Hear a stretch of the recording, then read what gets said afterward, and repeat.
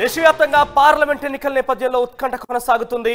ఇదే ఉత్సాహాన్ని ఆంధ్రప్రదేశ్ సర్కార్ వైసీపీ కూడా తమ పార్టీ అభ్యర్థుల విషయంలో ఉత్సాహాన్ని కనబరుస్తోంది. అయితే ఇప్పటికే 25 పార్లమెంటరీ నియోజకవర్గాలకు గాను పలు పార్లమెంటరీ నియోజకవర్గాలకు సంబంధించినటువంటి అభ్యర్థులు దాదాపుగా ఖరారైనట్టు తెలుస్తోంది. ఒకసారి ఆ అభ్యర్థుల లిస్టుకు సంబంధించి చూస్తే కనుక ఓవరాల్ గా 25 పార్లమెంటరీ నియోజకవర్గాలు ఉన్నాయి. దాంట్లో చాలా కీలకంగా వైసీపీ పార్టీ కోసం అహర్నిశలు కృషి చేసి వైసీపీలో గెలుపే లక్ష్యంగా ముందుకు కొనసాగే నేపథ్యంలో కొంతమంది అభ్యర్థులను ఫైనలైజ్ చేసింది. ఆ దిశగానే పార్టీ కొంత అభ్యర్థుల మీద స్పెషల్ ఫోకస్ సారించింది. ఒకసారి ఆ అభ్యర్థులకు సంబంధించి మనం చూస్తే కనుక ఇక పార్లమెంట్ అభ్యర్థులు వీళ్ళే వైసీపీ పార్టీకి సంబంధించి విజయనగరం నుంచి మజ్జి శ్రీనివాస్, ఆ తర్వాత అనకాపల్లి నుంచి గుడివాడ అమర్నాథ్, ఆ తర్వాత అమలాపురం నుంచి ఉన్నమట్ల ఎలిజా, ఇక నర్సరావుపేట నుంచి అనిల్ కుమార్. దీంట్లో ఇద్దరు కూడా గతంలో చాలా కీలకంగా మంత్రులుగా పనిచేసిన వాళ్ళు, ఎమ్మెల్యేగా పనిచేసిన వాళ్ళు ఉన్నారు. ఆ తర్వాత ఓవరాల్ గా ఇది మొదటగా ఉన్నటువంటి లిస్ట్. తర్వాత చూస్తే కనుక నంద్యాల నుంచి యాక్టర్ అలీని కూడా బరవ దిలిపబోతోంది. ప్రస్తుతం ఆయన ప్రభుత్వ సలహాదారులుగా ఒక రకంగా మీడియాకు సంబంధించిన సలహాదారులుగా కొనసాగుతున్నారు. ఇక ఒంగోలు నుంచి మాగుంట శ్రీనివాసులు రెడ్డి, నెల్లూరు నుంచి వేమిరెడ్డి ప్రభాకర్ రెడ్డి, కర్నూలు నుంచి బివై రామయ్య. ఇక ఓవరాల్ గా ఇది సంగతి. తర్వాత చూస్తే కనుక యాక్టర్ అలీ కూడా ఈసారి నంద్యాల నుంచి టికెట్ కేటాయించబోతుంది. మొదటి నుంచి కూడా పార్టీలో కాస్త సందిగ్ధంగా ఉన్న నేపథ్యంలో అలీకి కూడా ఈసారి అంటే అవకాశం కల్పిస్తోంది ప్రజాప్రతినిధిగా అయ్యేందుకు వైసీపీ పార్టీ. ఇక కాకినాడ నుంచి చలమశెట్టి సునీల్, ఆ తర్వాత రాజమండ్రి నుంచి వివి వినాయక్. డైరెక్టర్ వివి వినాయక్ కూడా ఈసారి పార్లమెంట్ బరిలో ఉండబోతున్నారు. ఏపీ పార్లమెంటరీ నియోజకవర్గం నుంచి కాకినాడ, రాజమండ్రి నియోజకవర్గం నుంచి. ఇక కాకినాడ నుంచి చలమశెట్టి సునీల్ కూడా ఈసారి బరిలో ఉండబోతున్నారు. ఆ తర్వాత ఓవరాల్ గా ఇది విషయం. అభ్యర్థులకు సంబంధించి 25 పార్లమెంటరీ నియోజకవర్గాలకు గాను ఆంధ్రప్రదేశ్ వైసీపీ పార్టీ ప్రస్తుత అధికారంలో పార్టీ కొన్ని నియోజకవర్గాలకు సంబంధించి అభ్యర్థులను ఖరారు చేసినట్టు తెలుస్తోంది.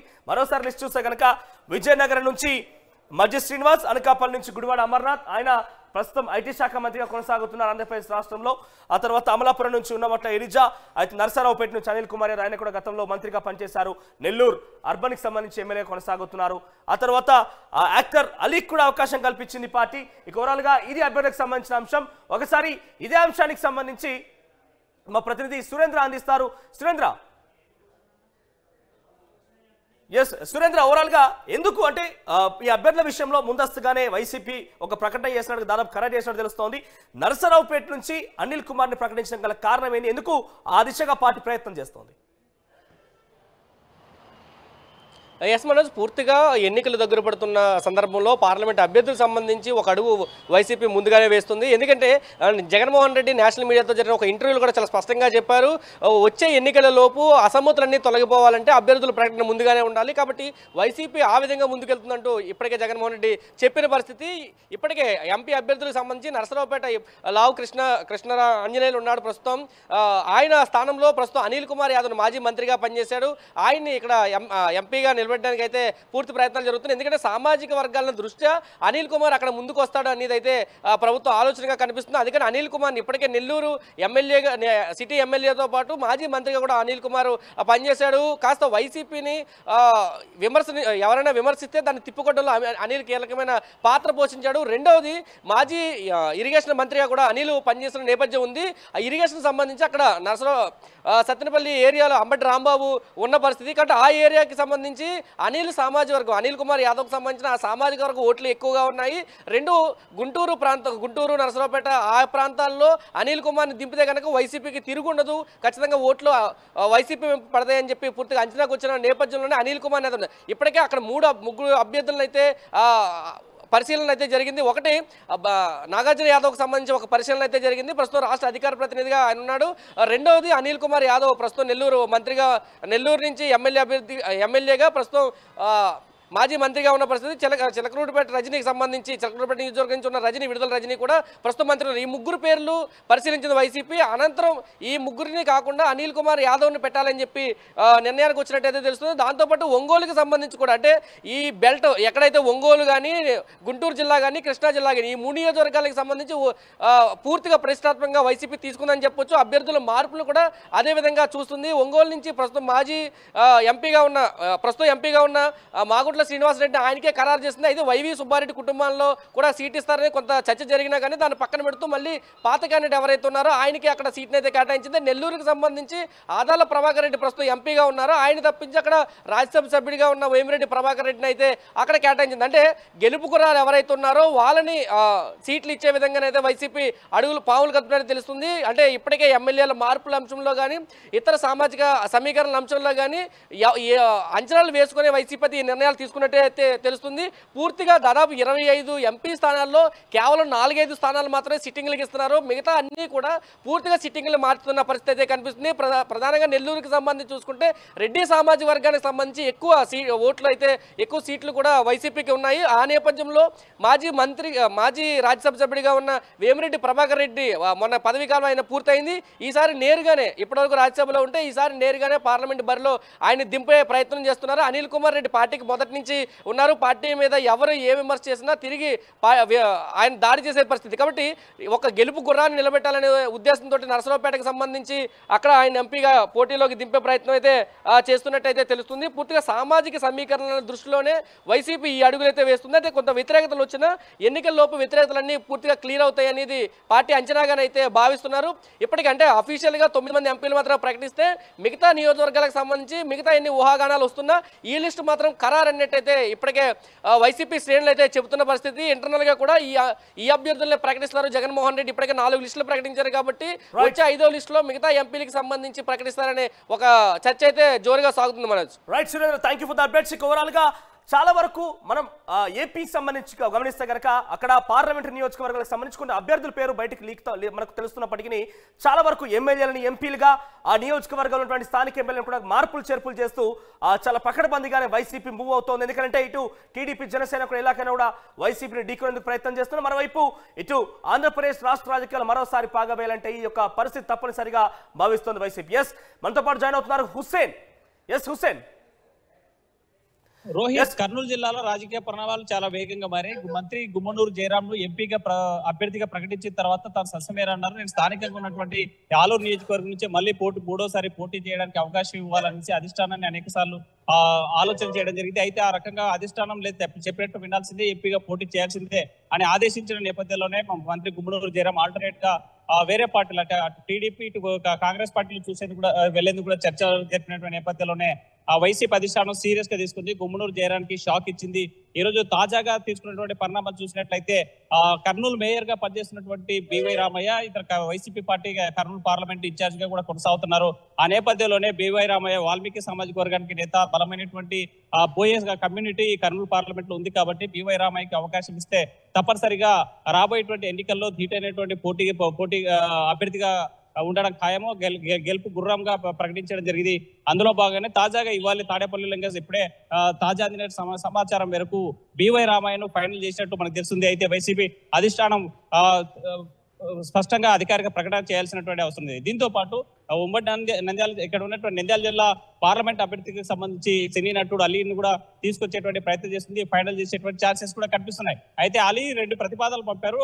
నాకు నంద్యాల లేదంటే గుంటూరు పార్లమెంట్ నియోజకవర్గానికి సీటు కేటాయించాలని అడిగినటువంటి నేపథ్యంలో నంద్యాలకు ఇచ్చే ఛాన్స్ ఎక్కువ కనిపిస్తున్నాయి. అయితే ఒకవేళ ఏదైనా అధిష్టానం ఆలోచించి మార్పు చేయాల్సి వస్తే మాత్రం అక్కడ నవమన్నం పేరు ప్రకటించి గుంటూరు సంబంధించిన పార్లమెంట్ అభ్యర్థిగా అలీని ప్రకటించేటువంటి ఛాన్సెస్ ఎక్కువ కనిపిస్తున్నాయి. తాజాగా పరిణామాలు కర్నూలులో చూసినట్లయితే వైసీపీ అధిష్టానం ఇప్పటిదాకా 4 లిస్టులు ప్రకటించింది. ఆ 4 లిస్టులో జరిగినటువంటి పరిణామాల్లో కొంతమంది ఎవరైతే అభ్యర్థులు ప్రకటించారో ఆ అభ్యర్థులు గెలిచేటువంటి పరిస్థితి లేదు. కొంతమందికి ఆర్థికంగా లేదు, మరికొంతమందికి ప్రజల్లో పట్టు లేదనేటువంటి ఉద్దేశంతోనే ఎమ్ముడూరు నియోజకవర్గానికి ఇన్ఛార్జ్ గా ప్రకటించినటువంటి మాచాని వెంకటేష్ ఎవరైతే ఉన్నారో ఆ వెంకటేష్ ప్లేస్ లో బుట్టా రేణుక మాజీ ఎంపీ కర్నూలు పార్లమెంట్ పోటీ చేస్తే తను 5 ఏళ్ల నిరీక్షణకి వైసీపీ అధిష్టానం గుర్తించింది. ఎమ్ముడూరులో చేనేత సామాజిక వర్గం పెద్ద ఎత్తున ఉన్నందువల్ల ఆ సామాజిక వర్గానికి సీటు కేటాయించాలని గతంలో ఆ ఒత్తిడి చేసింది. స్థానికంగా ఉన్నటువంటి ఎమ్మెల్యేను ఒప్పించేటువంటి ప్రయత్నం చేసిన ససమేర అన్నారు. 2వ లిస్టులో మాత్రం మాచాని వెంకటేష్ పేరు ప్రకటించింది చేనేత సామాజిక వర్గానికి నేత. అయితే ఆ నేత యొక్క పేరు ప్రకటించిన తర్వాత వైసీపీలోనే అంతర్భద్రంలో పట్టించి అక్కడ ఉన్నటువంటి క్యాడర్ కూడా గెలిచేటువంటి వాళ్ళు ఇలాంటి వాళ్ళకి ఇవ్వడం వల్ల వైసీపీకి వచ్చే ఎన్నికల్లో ఓటమి తప్పదనేటువంటి నిరుత్సాహంతోనూ నిస్తేజంతో ఉన్నటువంటి నాయకులకి కార్యకర్తల్లో ఒకసారి పునరాలోచించుకుని తాజాగా నిన్నటి రోజున ఎమ్ముడూరు నియోజకవర్గ ఎమ్మెల్యే ఉండే చెన్నకేశ్వరరెడ్డిని తాడేపల్లికి పిలిపించి నిన్న నుంచి ఈ రోజు వరకు చర్చలు జరిపారు. ఫైనల్ గా కూడా ఆ బుట్టారేణుకను ఫైనల్ చేసినటువంటి పరిస్థితి కనిపిస్తుంది ఎమ్మెల్యేగా ఎమ్ముడూరు ఎమ్మెల్యే అభ్యర్థిగా రోహిత్.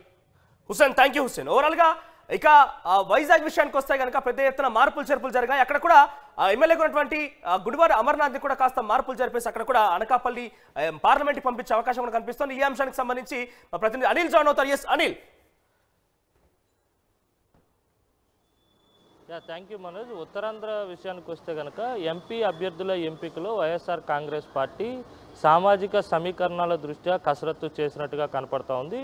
ఇటు ఉత్తరాంధ్ర వ్యాప్తంగా కూడా పెద్ద ఎత్తున బీసీ అభ్యర్థులకు అవకాశం కల్పించబోతోంది వైఎస్ఆర్ కాంగ్రెస్ పార్టీ. ఇటు మొదట శ్రీకాకుళం పార్లమెంటు విషయానికి వస్తే కనుక బీసీ అభ్యర్థి పేరాడ తిలక్ను రంగంలోకి దించబోతోంది. ఇప్పటికే వైఎస్ఆర్ కాంగ్రెస్ పార్టీ ఎంపీ అభ్యర్థిగా తిలక్ ఉంటారని ప్రకటన కూడా చేసినటువంటి నేపథ్యంలోనే విజయనగరం ఇంకా ప్రకటించలేదు, పెండింగ్లో ఉంది. కానీ బొత్స కుటుంబ సభ్యుడు బొత్స మేనల్లుడు ప్రస్తుతం సిట్టింగ్ జడ్పీ చైర్పర్సన్గా ఉన్నటువంటి మజ్జి శ్రీనివాస్ను విజయనగరం పార్లమెంటు అభ్యర్థిగా వైఎస్ఆర్ కాంగ్రెస్ పార్టీ రంగంలోకి దింపబోతా ఉంది. అలాగే ప్రతిష్టాత్మకంగా రాజకీయాల్లో చాలా ప్రాముఖ్యత ఉన్నటువంటి విశాఖ పార్లమెంటు అభ్యర్థిత్వానికి సంబంధించి ఇప్పటికే మంత్రి బొత్స సతీమణి బొత్స ఝాన్సీ లక్ష్మిని విశాఖ ఎంపీ అభ్యర్థిగా ఇప్పటికే ఖరారు చేస్తూ ప్రకటించడం కూడా జరిగింది. మరోవైపు అనకాపల్లి విషయానికి వస్తే కనుక అనకాపల్లి ఇప్పుడు సిట్టింగ్ ఎంపీగా ఉన్నటువంటి బీశెట్టి సత్యవతిని తప్పిస్తూ ఆ ప్లేస్లోకి గుడివాడ అమర్నాథ్ ప్రస్తుతం అనకాపల్లి అసెంబ్లీ సెగ్మెంట్కు ఆయన ప్రాతినిధ్యం వహిస్తున్నారు.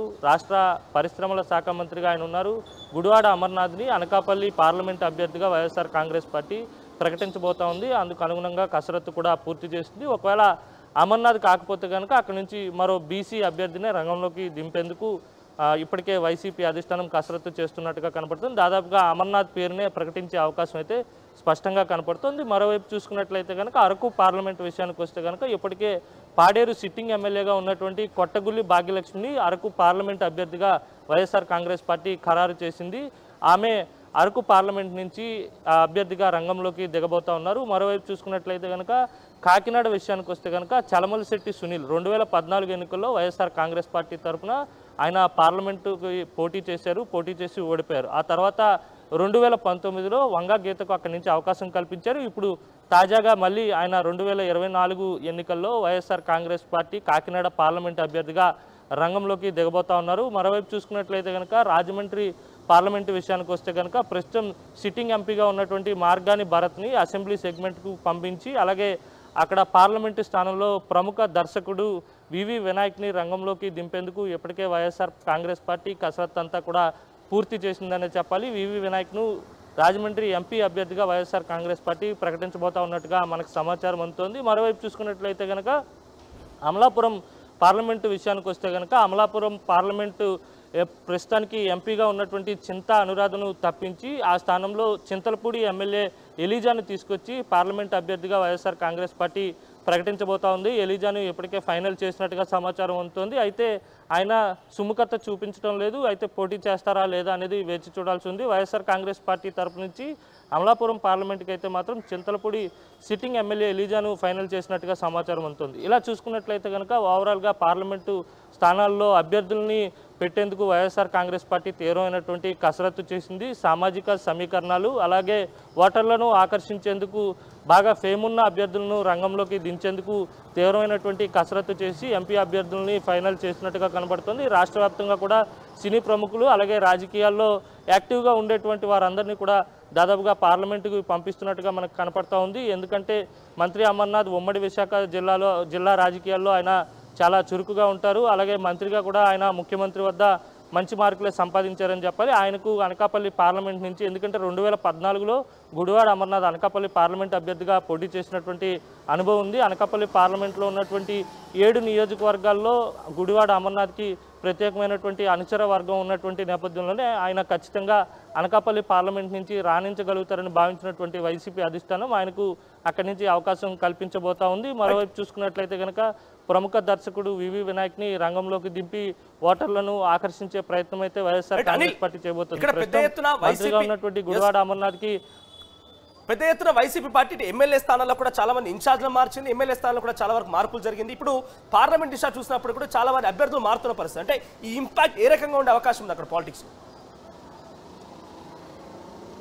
ఖచ్చితంగా వైఎస్ఆర్ కాంగ్రెస్ పార్టీ మొదటి నుంచి ఒకటే మాట చెప్తా ఉంది. 175 నియోజకవర్గాల్లో గెలుపే లక్ష్యంగా అభ్యర్థుల మార్పులు, చేర్పులు, కూర్పులు అనేవి జరుగుతున్నాయని చెప్పి మొదటి నుంచి చెప్తూ వస్తుంది. అందుకు అనుగుణంగానే సామాజిక సమీకరణాలకు, సామాజిక సాధికారతకు పెద్దపీట వేస్తూనే పెద్ద ఎత్తున మహిళలకు కావచ్చు, బీసీ అభ్యర్థులకు కావచ్చు వైఎస్ఆర్ కాంగ్రెస్ పార్టీ అవకాశం కల్పిస్తుందని ఖచ్చితంగా మనం చెప్పాల్సి ఉంటుంది. ఎందుకంటే అరకు పార్లమెంట్ తీసుకోవచ్చు, విశాఖ పార్లమెంట్ తీసుకోవచ్చు, లేకపోతే ఇతరత్ర పార్లమెంటు స్థానాల్లో చూసుకున్నట్లయితే కనుక మహిళలకు కూడా పెద్ద ఎత్తున అవకాశాలు ఇస్తున్నారు. గతంలో 2019 ఎన్నికల్లో కూడా ఇక్కడ అమలాపురం నుంచి చింతానరాజుకు అవకాశం కల్పించారు, కాకినాడ నుంచి వంగా గీతకు అవకాశం కల్పించారు. ఇలా చూసుకున్నట్టు అరకు నుంచి గొడ్డేట మాధవికి అవకాశం కల్పించారు. మహిళా అభ్యర్థులను కూడా పెద్ద ఎత్తున వైఎస్ఆర్ కాంగ్రెస్ పార్టీ రంగంలోకి దింపుతుంది. ప్రధానంగా ఉత్తరాంధ్రలో చూసుకున్నట్లయితే కనుక బీసీ అభ్యర్థులకు పెద్ద ఎత్తున అవకాశం ఇస్తుంది. ఇటు శ్రీకాకుళం పార్లమెంటుకు సంబంధించి పేరాడ తిలక్ బీసీ అభ్యర్థి, అలాగే విజయనగరం మధ్య శ్రీనివాస్కి ఇవ్వబోతా ఉంది వైఎస్ఆర్ కాంగ్రెస్ పార్టీ, ఆయన కూడా బీసీ అభ్యర్థినే. ఇటు విశాఖలో పెట్టినటువంటి బొత్స ఝాన్సీ లక్ష్మి కూడా బీసీ అభ్యర్థినే. ఇటు అలాగే మనం చూసుకున్నట్లయితే కనుక అరకు పార్లమెంటుకి సంబంధించి భాగ్యలక్ష్మి ఎస్టీ అభ్యర్థి. ఇలా సామాజిక సమీకరణల దృష్ట్యా బీసీ అభ్యర్థులకు, బలహీన వర్గాల అభ్యర్థులకు వైఎస్ఆర్ కాంగ్రెస్ పార్టీ పెద్దపీట వేస్తుందనే చెప్పాలి. ఖచ్చితంగా ఎన్నికల్లో ఇవన్నీ ప్రతిబింబిస్తాయని వైఎస్ఆర్ కాంగ్రెస్ పార్టీ ఎక్స్పెక్ట్ చేస్తుంది. అందుకు అనుగుణంగానే మార్పులు, చేర్పులు చేపడతా ఉంది. Manoj, right, thank you Anil, thank you for that bets. ఓవరాల్గా ఆంధ్రప్రదేశ్ రాష్ట్ర రాజకీయాల్లో చాలా మార్పులు జరుగుతున్నాయి. అసెంబ్లీ పరంగా చూసినా కూడా చాలా వరకు మంత్రులను సైతం ఇతర నియోజకవర్గాలు పంపించేందుకు వైసీపీ పార్టీ కసరత్తు చేస్తోంది. అందులో భాగంగానే చాలా వరకు ఇక్కడ అనిల్ కుమార్ యాదవ్ చూసినా, అమర్నాథ్ చూసినా కూడా ఎమ్మెల్యేలు కొనసాగుతున్నారు. చాలా బ్రాండ్ క్రియేట్ చేసుకున్నారు తనదైన స్టైల్లో ఏపీ రాజకీయాల్లో. సో అటువంటి వ్యక్తిని, ఫెమిలియర్ పర్సనాలిటీస్ని పార్లమెంట్కి పంపించి పార్లమెంట్ ఎన్నికల్లో తమ సత్తా చాటేందుకు వైసీపీ ప్రయత్నం చేస్తోంది. మరి ఈ ఇంపాక్ట్, ఈ అభ్యర్థుల మార్పుల విషయంలో కావచ్చు, లేకపోతే నియోజకవర్గాల మార్పుల విషయంలో కావచ్చు, ఈ ఇంపాక్ట్ ఎంత మేరకు వైసీపీ ఆశించిన స్థాయిలో ఫలితాలు అందిస్తుందో మాత్రం చూడాల్సి ఉంది.